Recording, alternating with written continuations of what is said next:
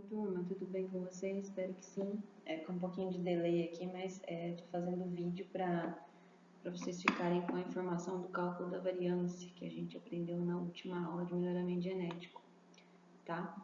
Então aqui, só para revisar, eu mostrei para vocês, né? Fiz um exemplo aqui, bem aleatório, né? Em que eu considerei 2 touros dentro de uma população, tá?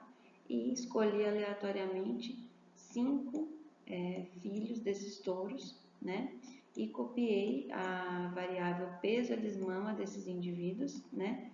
Tanto para um touro, para o touro A, como para o outro, no caso o touro B, tá? E aí eu mostrei para vocês que, independente da variação que tenha apresentado essa população quanto à variável de peso a desmama, todos os touros, os 2 dos touros avaliados, apresentaram a mesma média de peso a desmama dos seus 5 filhos escolhidos, tá? Então foram obtidas as mesmas médias. E aí, então, eu convidei vocês para a gente entender um pouco mais a respeito do que esses números querem nos dizer. Não só simplesmente a média de cada um dos touros, mas o peso individual de cada um dos filhos, né? E aí eu convidei vocês, então, para a gente explorar como foi a variação entre o peso observado de cada um dos filhos, da progênie 1 até a progênie 5, em relação à média geral do grupo, tá? E esse tipo de avaliação, uma avaliação sistêmica, matemática, para a gente justamente entender qual que foi a variação de cada indivíduo dentro daquilo que foi a média geral do grupo, tá? Então, como que foi feita essa conta, tá? De um jeito bem simples. Então, a gente subtraiu do peso da primeira progênie a média geral do lote, né? A gente tinha um lote de 5 indivíduos. Então, a gente fez 170, que foi o primeiro filho, né? A primeira progênie, menos 192. E aí a gente observou que essa progênie, ela variou 21,5 quilos a menos do que a média geral do lote, tá? A progênie 2 a gente usou o mesmo cálculo, 173,5 menos 192, que é a média, e obtivemos 18,5 quilos abaixo da média, e assim sucessivamente, tá? Vocês podem treinar aí, a conta é a mesma, tá? Peso observado da progênie menos a média, tá? E aí a gente observou então aqui a variação entre esses 5 indivíduos. E aí, ao mesmo tempo, né, no final dessa conta, eu convidei vocês para a gente então fazer uma média dessa variação, tá? Para a gente ver, né, qual foi a média de variação de cada um dos indivíduos para a média geral do lote com relação ao peso a desmama. Né? E aí, o que a gente observou? Que quando a gente soma para calcular a média, né, a gente obtém um valor igual a zero. O valor igual a zero dividido por qualquer número vai ser sempre igual a zero. Quer dizer, a gente não conseguiu calcular aqui a variação da população dentro do lote. E aí, então, né, eu lembrei a vocês, né, que os matemáticos, nossos colegas, né, fizeram, né, adicionando aqui a essa situação aqui em que a gente não conseguiu calcular a variação, né, a variância, eles adicionaram a ideia de elevar esses números aqui observados, né, ao quadrado. E então a gente pegou, né, menos 21,5 e elevou ao quadrado, para a gente conseguir obter um número com o qual, se fosse possível, a gente calcular uma média, né, na população, ou seja, a variância da população geral aqui, tá, desses indivíduos, e não a individual, como a gente fez aqui.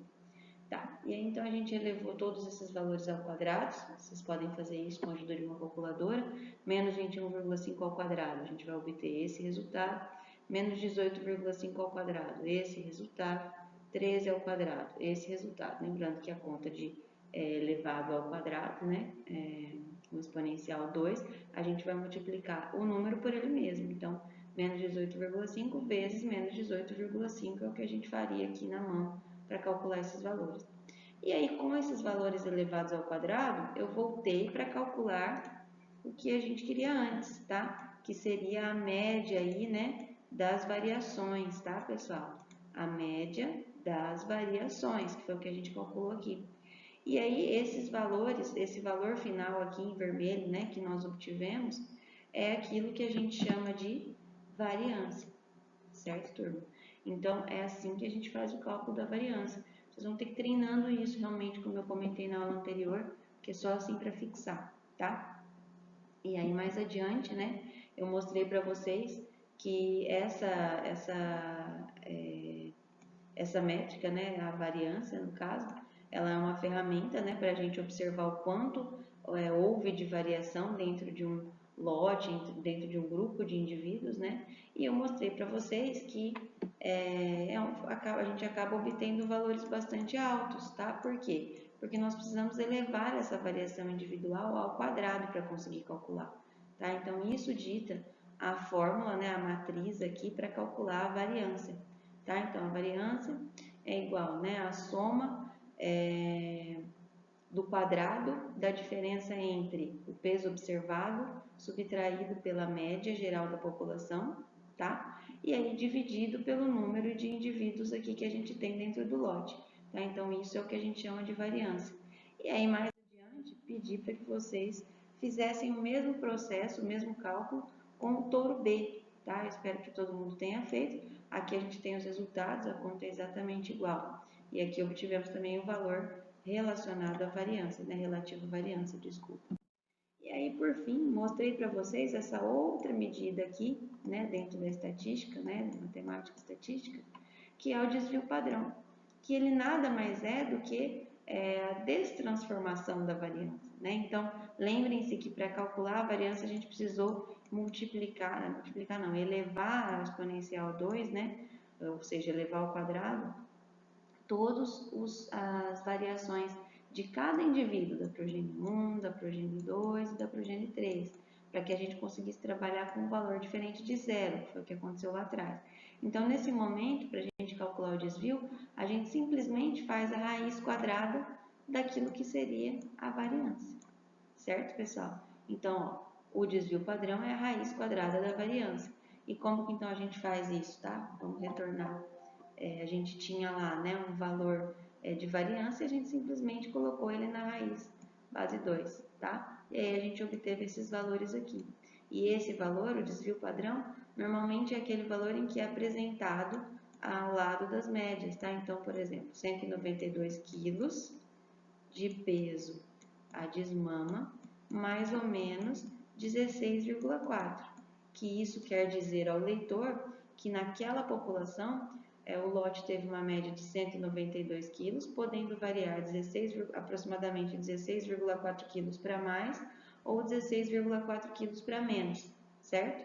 E aqui nesse caso, né, para o touro B, a média da população foi de 192 quilos de peso a desmama, e aí mais ou menos 114,7. Isso diz ao leitor que naquele lote a gente teve um peso a desmama médio de 192 quilos, podendo variar 114,7 quilos para mais ou para menos, tá? E aí eu terminei perguntando para vocês qual touro vocês comprariam. E muitos me disseram que nós compraríamos então o touro A, em função dele ter apresentado uma variação menor dessa variável aqui, no caso peso de desmama, entre os indivíduos, na verdade a sua progênie, né, os indivíduos, seus filhos aí, dentro daquele grupo que nós formamos. Então, isso é um parâmetro que serve para nos dizer o quanto uma determinada característica genética que a gente queira replicar, ela vai aparecer com segurança ou não nos indivíduos, tá? Então, era isso mais ou menos, pessoal. Espero que vocês consigam refazer, recalcular, estudar um pouquinho mais e decifrar as dúvidas. Se elas ainda permanecerem, eu fico à disposição. Um abraço a todos.